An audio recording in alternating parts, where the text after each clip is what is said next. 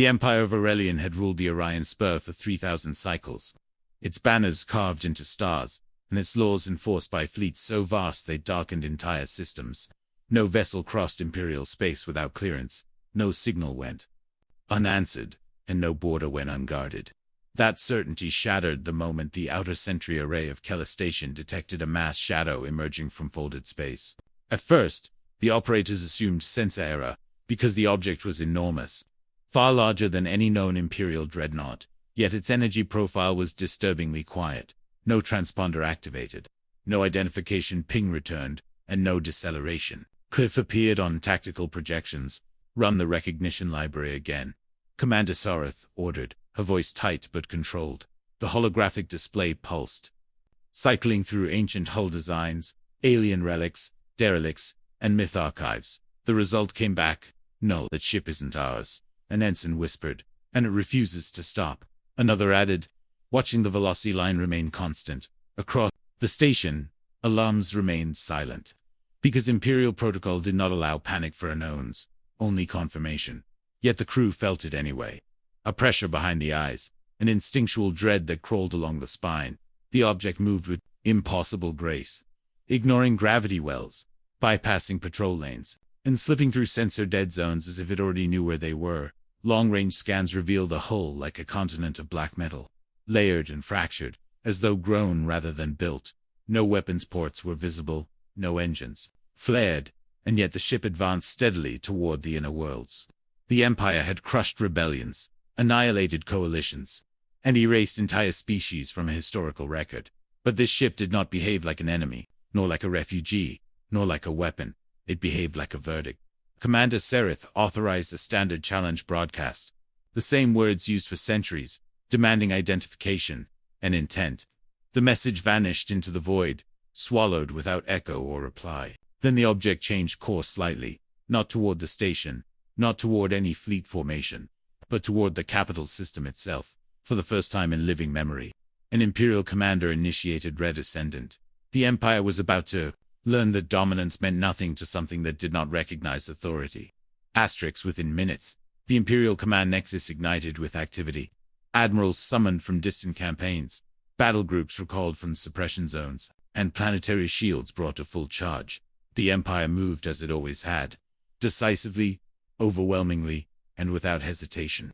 17 fleets formed a layered intercept wall between the unknown ship and the capital, each bristling with enough firepower to sterilize a star system. Confidence returned with numbers, because numbers had never failed the Empire before.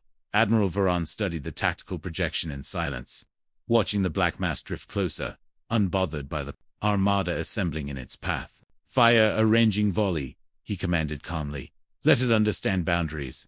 Energy lances flared across space, converging on the approaching object with mathematical precision. They struck and disappeared. No explosion followed, no deflection, no shield flare. The energy simply ceased to exist, as though consumed. A murmur rippled across the command deck.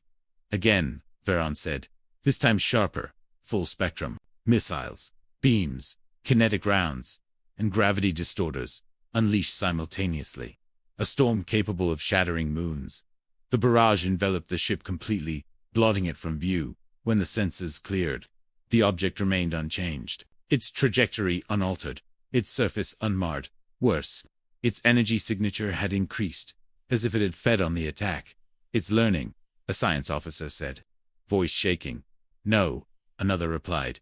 It already knows. For the first time, the unknown ship responded, not with words, but with motion. Space around it folded inward, not violently, but deliberately. One Imperial cruiser vanished, compressed into a singularity smaller than a grain of dust. Panic tried to claw its way into the fleet, but discipline held, barely. Admiral Varon stared at the projection, jaw clenched. This is impossible, he said, not as denial, but as realization. The Empire had never faced something it could not threaten, intimidate, or overwhelm. And now, the unknown ship crossed the final defensive line, untouched, unstoppable. As it passed, every Imperial system experienced a brief blackout, not damage, not sabotage, but observation, like a gaze sweeping across an entire civilization, measuring it, weighing it, deep within the Imperial archives. Ancient sealed files, began unlocking themselves, responding to a signal no one remembered programming. A forgotten warning echoed silently through dead channels. If it returns, the Empire's already failed. The blackout lasted only 3 seconds, but it changed everything. Across the Empire, citizens felt it. A momentary stillness, a sense of being seen without understanding why. In the capital's deepest vault, Archivist Lyris stared at the data unfolding before her, hands trembling. Files older than the Empire itself were opening, marked with symbols outlawed by decree. They erased this, she whispered. Scrolling through records that should not exist, they erased the reason we unified. The archive spoke of a time before the Empire, before dominance, when countless civilizations shed the stars. Among them were the Watchers. Entities not born, but awakened. Custodians of cosmic balance rather than conquerors. The unknown ship matched the descriptions perfectly. A mobile locus, a judgment vessel, activated only when a civilization crossed an irreversible threshold. Not aggression, not expansion, but permanence. The Empire had reached the point where no future could exist without its control. That was the crime. Lyris transmitted the findings directly to the Imperial Council, bypassing security protocols that no longer mattered. Moments later, the council chamber fell into stunned silence. "So it doesn't want surrender?" One counselor said quietly. "No," Lyris replied. "It wants assessment." As if summoned by the revelation, the unknown ship finally broadcasts a signal. Not in words, but in shared cognition. Every mind it touched received the same understanding. "We are not your enemy. We are your consequence." The ship slowed, near the capital wall, its shadow stretching across the planet like an eclipse.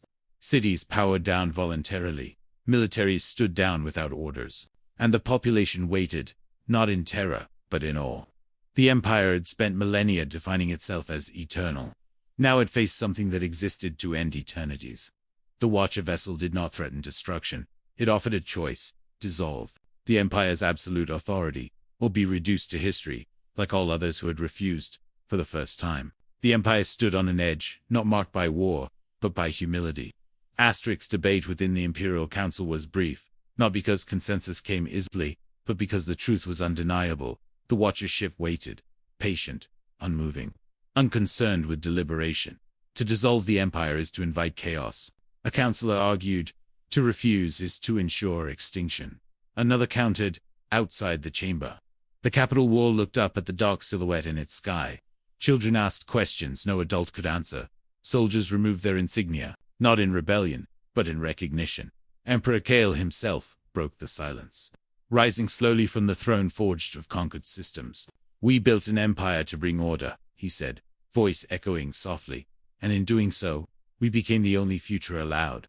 He activated the planetary broadcast, speaking not as ruler, but as citizen. "Today, the Empire ends." Across the stars, governors received the same message, followed by authorization codes dissolving centralized command, freeing systems to self-govern, and opening borders long sealed. The Watcher ship responded instantly, its mass beginning to fracture into light. "You have chosen continuation." The shared cognition echoed, "Learn from this ending." The vessel folded space one final time, vanishing without trace, leaving behind nothing but silence and possibility. Years passed, and the galaxy changed. Without the Empire, there was conflict, yes, but also cooperation long suppressed.